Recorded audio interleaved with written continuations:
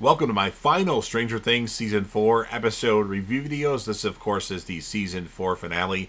Before I get into that, though, pretty important, if you aren't caught up to the point where I am every watching or watching Stranger Things, or you're just not entirely sure, then you definitely need to take the initiative and pay attention to the episode's title, which, of course, I'll mention, as well as put in the description. If that happens to be the case, fine. If you're not caught up, it would be my recommendation that you don't watch this detailed review any further to avoid any potential spoilers. And full disclosure, I've watched all the episodes of Stranger Things multiple times. The first few seasons I've watched at least 4 times. These last 2 seasons I've watched in full twice now, but I've seen many reactions to Season 4 of Stranger Things. So I've probably seen a few scenes here about 100 times at least. So looking forward to the 5th and final season of Stranger Things.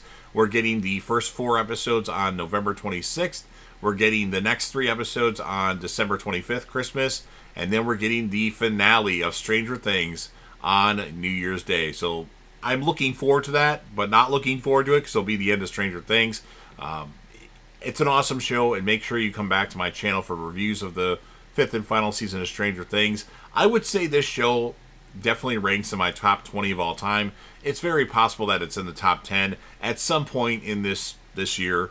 I'm going to do a top 50 favorite shows of all time ranking, and it'll be interesting to see where Stranger Things lands on that ranking. But definitely make sure that you come back to this channel for my Season 5 reviews of Stranger Things. So with all that said and all that rambling, this will be Stranger Things Season 4, Episode 9, or Season 4, Chapter 9. The title of this episode is called The Piggyback, and this will be my review reaction recap after just finishing watching the episode. And this is a very long, extended episode, so this is going to be a very long review. It's going to be at least 30 minutes, probably closer to 40 minutes, so bear with me with all my rambling here. We start with Yuri fixing the helicopter and tells Murray and Dimitri that the helicopter might work if he gives it another try. The stalling of the engine leads Murray and Dimitri to think that Yuri is purposely sabotaging his helicopter to get his reward money.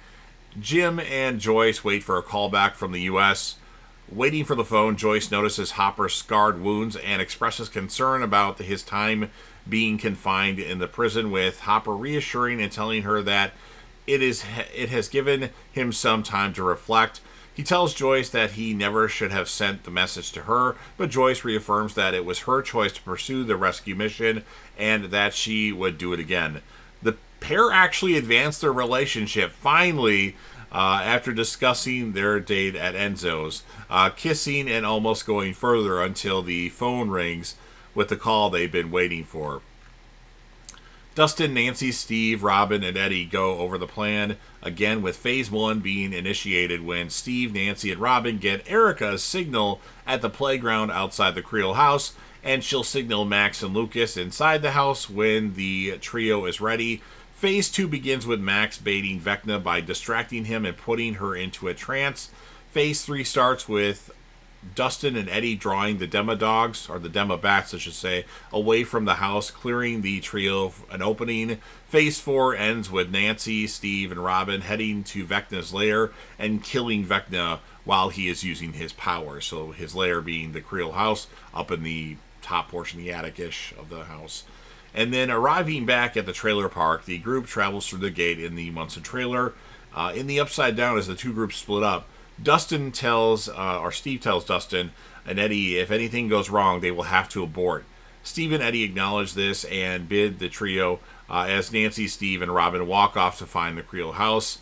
Jonathan calls and begs for the earliest flight to Hawkins. 11 notices a AAA billboard advertising a nearby scenic route. It features a woman giving her daughter a piggy bank, and this gives her an idea, making her think of the time she spent, or the time she went into her mother and Billy's minds using the void. With the boys realizing that they wouldn't make it to Hawkins until the next morning, 11 proposes a way to protect Max from their current location. She explains that since Vecna will be infiltrating Max's mind, she can protect Max from within her mind using the same technique that she has used in the past with her mother and Billy. To do so, 11 needs a sensory deprivation tank to help her gain access to Max's subconsciousness. Will suggests that they go back to the motel they had passed earlier, but Mike points out that they don't have enough salt. After the group explains to Argyle how to make a sensory deprivation tank, he measures L's size and tells them he knows exactly where to go, a place that he is certain they will have at least 600 pounds of salt, having the group pile in the van and drive off. Jonathan, Will, Mike, Eleven, and Argyle arrive at the local Surfer Boy pizza store. Argyle tries to convince the equally stoned yet friendly fellow Surfer Boy pizza cashier to give them the salt that they need, explaining their situation. The employee is somewhat hesitant until Jonathan offers Argyle's Purple Palm Tree Delight joint as payment, and the young man soon allows the crew to get to work as he leaves. Will and Jonathan fill the freezer with salt and water while Mike crafts a pair of sunglasses from a pizza box. Eddie and Dustin barricade the trailer with scrap metal until Eddie is ecstatic to find a upside down version of his guitar in his bedroom. Nancy, Steve, and Robin travel to the Creole house. As they walk, Steve reminisces about his stupidity and confidence during his junior year and thanks Nancy for waking him up from 2 years prior. He tells Nancy that she changed his life for the better, but wonders if they could have lasted as a couple had he changed before he met Nancy.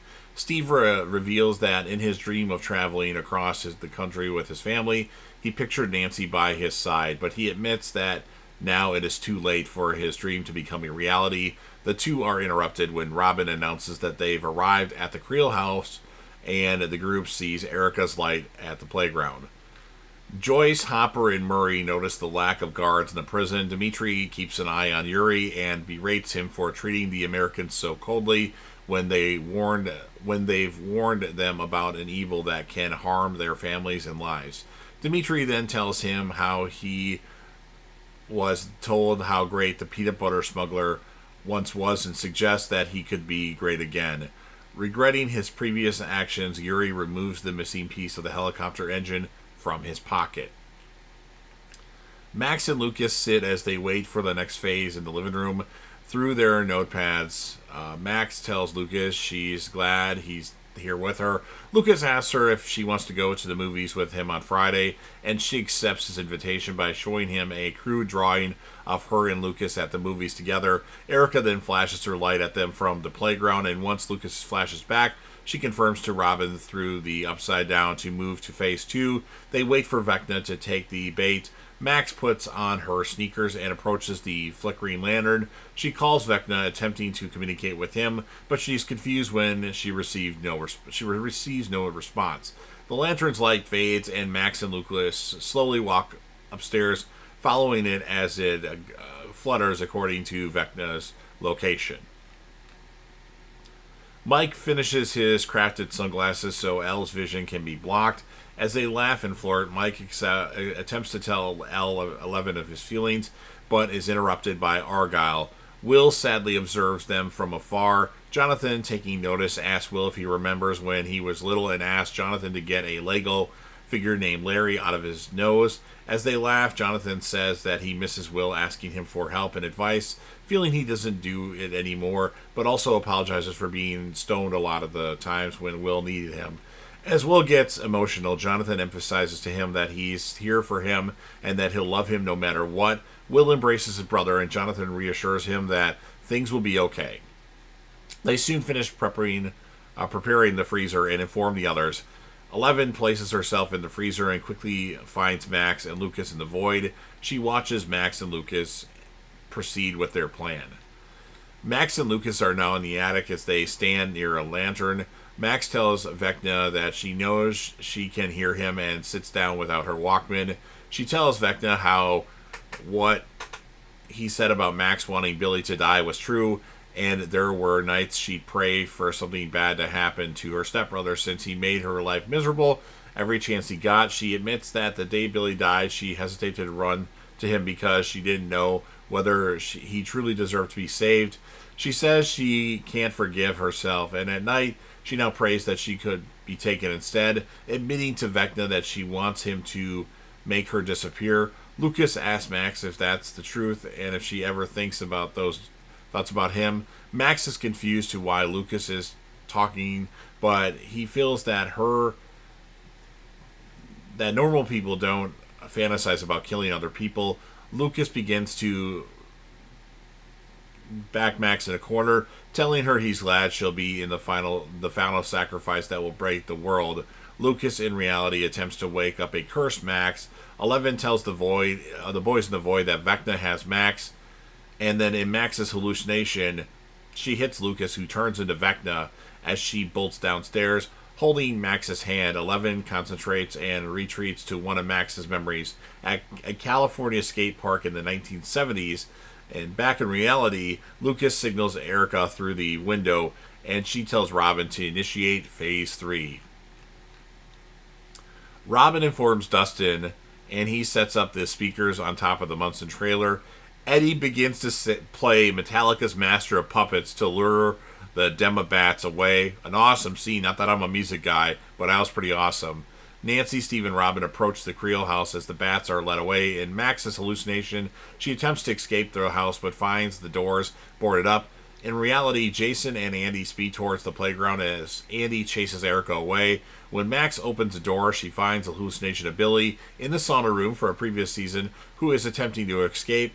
Andy catches up to Erica and tackles her. Billy breaks through the door. Max thinks her through her memories and transports herself back to the snowball dance and the snowball dance she attended with her friends in 1984. As the swarm of Demobats approach, Dustin and Eddie count down before sprinting into the trailer and cheering over how metal his performance was. Joyce, Hopper, and Murray crawl through the hole back into the prison and find out that the containers have been broken empty. Armed with a flamethrower, the trio enters the security room, which is riddled with dead bodies and a barely breathing general. Murray asks the general what had happened, and he, with, of course, Murray's translation, explains to the trio that the Demogorgon got into the building and that the guards accidentally shattered the containers while trying to ward off the Demogorgon by gunfire, breaking out the Demodogs and the particles, which went into them, but succumbs to his wounds before he can explain who they went into. Through the security cameras, the crew realizes that the particles have possessed the creatures. Steve, Nancy, and Robin open the Creel house door and navigate carefully. 11 walks through the skate park and eventually finds Max's younger child, but tells the boys that she can't interact with her. When Will asks if anything is off in the memory, 11 finds an out-of-place DJ station at the top of the bridge. Max sits at a table in a snowball and waits for the next phase, only for the decorative balloons to begin to explode blood. The record on the DJ table warps to play Ella Fitzgerald's Dream a Little Dream of Me as it begins to affect the memory of the skate park as well. In the snowball memory, the banner and flowers begin to decay as flakes begin to fall. Thunder and lightning begin to surround both memories. Lucas notices Max begin to hyperventilate and attempts to signal Erica again. Erica is being held in the arm by Andy, who threatens to break her arm. Lucas turns around to find Jason approaching Max, believing it to be the same ritualistic sacrifice that killed Chrissy Cunningham. Lucas tries to stop him, but Jason whips out a pistol and holds him at gunpoint. After forcing him to empty his pockets, Jason dictates to him to wake Max up. Lucas refuses and tells him waking her up could kill them all, but Jason says he'll kill him if he doesn't comply. The trio arrives in the courtyard with a plan to bait the upside-down creatures into the arena and set it on fire to help out 11 and the kids. Murray is given the flamethrower, while Joyce is told to monitor the security system. Hopper plans to lead a Demodog out from the prison laundry room, but Joyce is haunted by Bob's encounter with the Demodogs that resulted in his death. Shout out to Bob, awesome character. Hopper reassures her that he'll die someday, but not today. Kind of a Game of Thrones thing, not today. Departing with a kiss.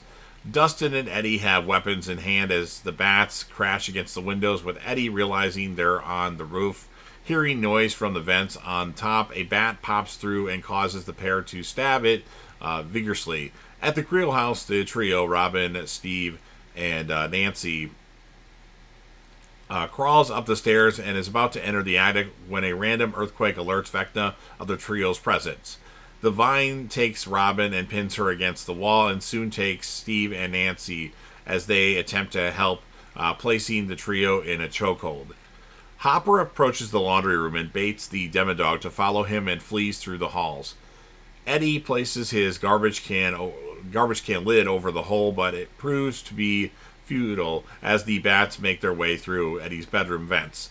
Closing the bedroom door, Dustin climbs up the rope back to Hawking's version of the Munson trailer. Eddie is about to climb, but quickly comes up with a plan to buy more time. He cuts off the rope and pulls away the mattress to protect a distressed Dustin and leaves outside. Eddie bikes away and causes the bats to follow him behind because he doesn't want to leave. He doesn't like to run. He wants to actually do something and follow through with something.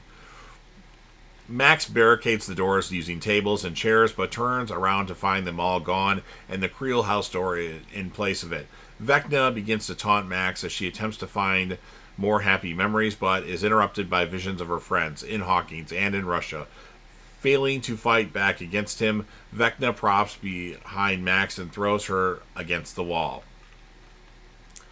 Lucas attempts to explain to Jason who Vecna is, and Jason asks if the Hellfire Club had summoned him. Lucas explains that Hellfire isn't a cult, but Jason asks why Christy was at Eddie's trailer. Lucas tells him that Christy needed to buy drugs, which angers Jason, and then Lucas rephrases and tells him Christy was seeing visions that Vecna forced her to see and wanted help. Jason says he knows Lucas is lying since Christy would have told him told him what was going on. Lucas tells Jason he's wrong about Eddie, but Jason corrects him by saying he was wrong about Lucas, regretting ever letting him join the basketball team. Lucas retaliates that he should have never joined. He tells Jason that he was wrong, thinking he was normal and popular, realizing how he's nothing more than a raging psychopath. Jason tells Lucas that he has 5 seconds to wake Max or he shoots. Lucas charges towards him and tackles Jason, causing a shot to ring out. Andy, distracted by the noise, is hit in the crotch and incapacitated with a flashlight by Erica, who soon bolts back to the Creel house. Jason and Lucas begin to brawl, and Jason initially has the upper hand. In the process, he steps on and crushes Max's Walkman. That is not good. Vecna approaches Max and tells her while she's brave, but like everyone else, including Billy, she'll eventually break. Before Vecna can kill Max, he is thrown back into the air by an unseen force revealed to be 11. Vecna, who immediately recognizes her, is thrown into the bleachers. Eddie leads the swarm through the trailer park, taunting them. Dustin grabs a chair and hoists himself through the portal, inadvertently injuring his leg as he falls through. A bat hits Eddie and makes him crash, initially causing him to run, but Eddie halts when he thinks back to how he ran when Christy was murdered, and he decides to stand his ground. Eddie Munson is a goat. Hopper runs through the halls as Joyce tensely watches from the cameras and notices tasers hung on the wall. Back at the Creel house, Erica runs to the attic while Jason and Lucas continue to fight. In Max's memories, Elle and Max reunite through Max question, although Max questions if 11 or Elle is really real. Their reunion is interrupted when Vecna rises from the bleachers. 11 threatens to kill Vecna again if he touches Max again. Vecna questions whether 11 truly killed him and tells her that he's glad 11 is here with him. He wants 11 and him battling against one another. At Surfer Boy Pizza, they realize Elle is fighting against Vecna. Dustin limps outside the trailer and sees Eddie swarmed by bats. 11 is thrown around by Vecna and Max attempting to intervene but is knocked out by Vecna. Vecna captures 11 and informs her that he wants her to watch him kill her friends before he killed her last. He sends her to his mindscape and traps her, pinning her against the Creel house door with vines. Vecna brings an unconscious Max and hoists her up against the fragment of the Creel house. 11 informs Vecna of Brenner's death as she understands why he was made into who he is. While he admits that Brenner did hurt him, he says Brenner was not a monster, but just an ordinary man. His need to control both 11 and Vecna proved to be futile, as it was 11 that shaped him into who he became. Vecna explains that he was sent into the Upside Down where he thought to be hell turned out to be a world untouched by humanity, and was fascinated by the dimension's biggest creature, the Mind Flayer. He needed an open gate to unleash chaos in Hawkins, which was what 11 inadvertently created for him back in 1983, when 11 resisted by destroying the Demogorgon that year and closing the gate in 1984. Vecna then sought her powers by using the Mind Flayer's proxy form to attack 11 in 1985. 11 attempts to persuade Vecna to stop, but is told that her friends have lost. Lucas continues to be beaten by Jason, while Erica is locked outside, unable to assist. Hopper is tackled by a demo dog. Eddie is pinned down by the demo bats and is slowly mauled. And Steve, Nancy, and Robin are being choked out by vines. Vecna tells 11 that Hawkins will burn and fall as he plans to build something new out of it. As Vecna begins killing off Max's physical body begins to float. That's not good. Mike sees Elle hyperventilating, and the boys hoist her out of the tub, placing her on the pizza table. Mike calls out to her. Will reminds Mike that he is the heart of the party, causing Mike to finally tell her he loves her. Elle, listening, becomes emotional as Mike apologizes for not professing his love, admitting he is afraid that one day Elle will realize she won't need him anymore, and expressing his feelings will make their separation hurt more. Mike tells Elle that his life started the day he found Elle in the woods, and that he loves her regardless of who she is, with or without her powers, and that she is his superhero. Motivated by all this, Elle breaks free of the Vine's grasp. In the Hawkins Creel house, Lucas hits Jason's head against the wall and finally knocks him unconscious. However, he's left horrified as Max's limbs begin to snap and her eyes slowly bleed. 11 finally breaks free and throws Vecna away from Max, holding him against a spike. Joyce runs to Hopper and tases the Demodog on him to death. As they embrace, Hopper and Joyce run as the Demogorgon sprints toward them. Arriving at the courtyard, the couple is cornered by the monsters when Murray calls for them on top of the viewing stand and lights up the flamethrower onto them. This causes Vecna to shake violently, while also causing the Demobats surrounding Eddie Munson to fall and the Vines to release Steve, Robin, and Nancy. The trio gather the weapons and once again head to the attic. The fully grown Demogorgon is the only monster still alive. It approaches Hopper, who grabs a sword after running out of ammo. Nancy, Steve, and Robin find Vecna's body in the attic with 11. Vecna tells her that she thinks she and her friends have won, but that this is just the beginning of the end. He insists that she had already lost, but Elle replies that it was he that didn't succeed. Hopper runs to the Demogorgon and cuts off its arm. Dodging it, Hopper finally kills the monster with a decapitation to the head. Joyce and Hopper embrace while Murray cheers as Dimitri and Yuri arrive inside a functioning helicopter.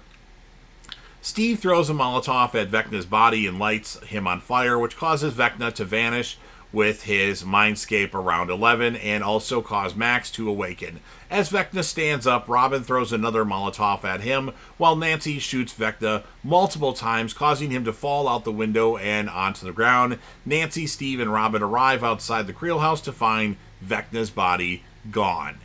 Dustin limps toward a mortally wounded Eddie Munson, who is gushing blood. Eddie, choking, proclaims that he didn't run away this time and makes a tearful Dustin promise to look after the Hellfire Club. Telling him that he loves him, Eddie Munson dies as Dustin cries uncontrollably. Erica finally breaks through the attic lock and is horrified to find Lucas holding Max in his arms. He tells her to call an ambulance as she bolts back down the stairs. Max tells Lucas she can't see or feel anything, her eyes covered in blood. Elle, in the void, sobs alongside Lucas as Max fearfully says that she's not ready to die. Lucas cries in anguish as he calls for Erica when Max succumbs to her injuries. The Creel house's clock chimes 4 times as Robin, Nancy, and Steve realize that Max is gone.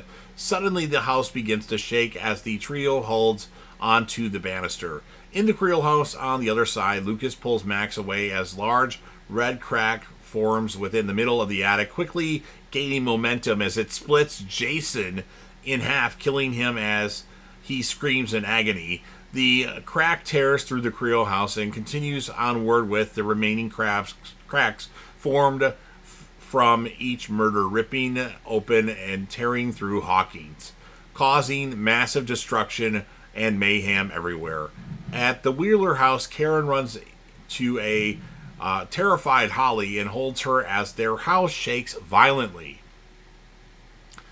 The four tiers meet at the center of Hawkins and the library as it explodes and causes a shockwave of clock chimes to ring through. Back at Surfer Boy Pizza, Mike tearfully whispers to Elle that he knows she's in there and needs her to wake up. In the void, Elle sits in silence as Lucas cradles Max's body, not willing to let her go.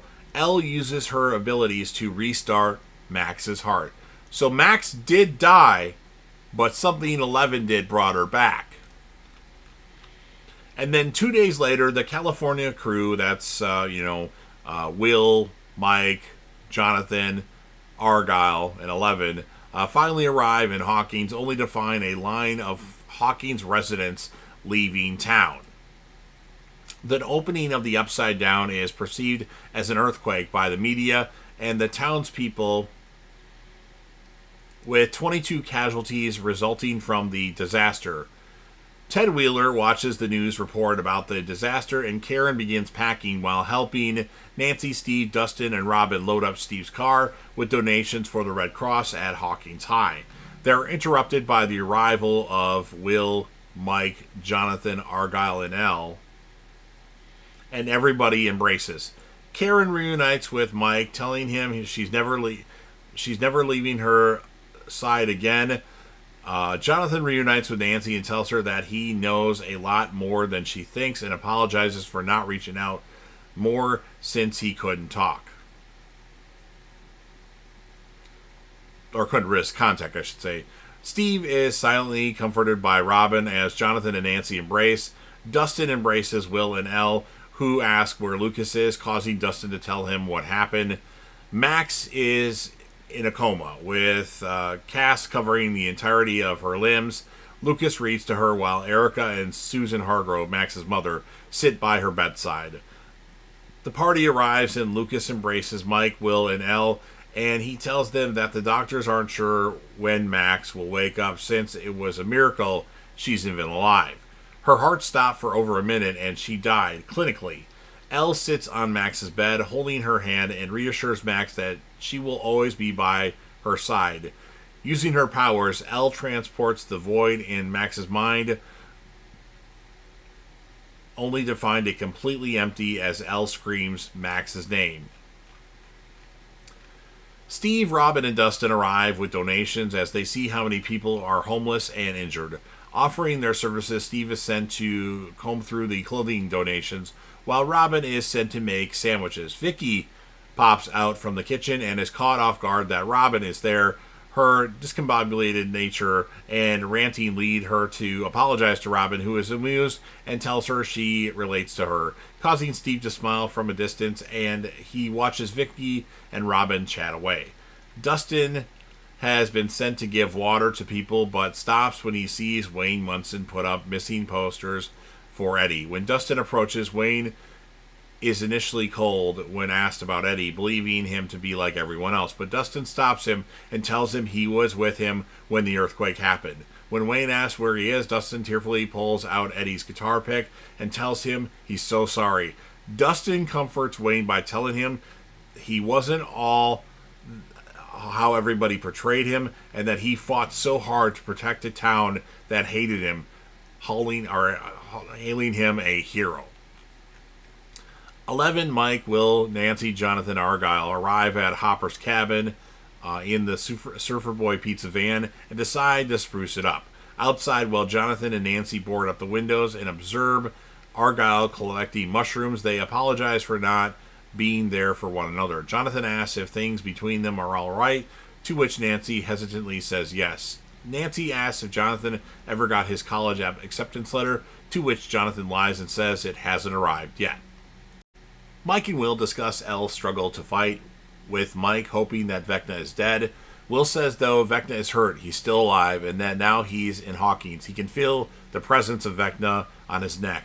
Will had thought it was the Mind Flayer, but realizes it was Vecna, who simply used the Mind Flayer as a puppet and tells Mike he won't stop until he's taken everyone. But Mike tells him that they'll find a way as he comforts him. Their conversation is interrupted when a car approaches the cabin. Elle hears a large figure approaching her door and is shocked to see Hopper. Remember, all this time, the kids thought Hopper was dead. She breaks down in tears and the two embrace as Elle says she never stopped believing he was alive, keeping her door open 3 inches. Hearing a noise outside, Elle runs out to see Joyce and the two hug. Hopper and Joyce were given a ride by one of Owen's agents. Mike approaches Hopper, who says he's grown, while Mike says he's shrunk, and the two embrace. Will begins to feel goosebumps on his neck as he looks to the sky to see looming clouds. The group takes notice as they look, and Elle sees spores falling from the sky. Meanwhile, all over Hawkins, the people take notice as well. Karen and Holly at the Wheeler house, Lucas and Erica at the hospital, and Steve, Robin, Vicky, Dustin, and Wayne at Hawkins High. Joyce, Hopper, Elle, Mike, Will, Nancy, and Jonathan walked their way to a field over Hawkins, seeing the clouds steaming from the 4 gates, with red lightning erupting in the clouds. Elle takes notice of the field slowly dying as the group realizes that the Upside Down is beginning its invasion of Hawkins. And that's what ends Season 4 of Stranger Things. This is an incredible episode.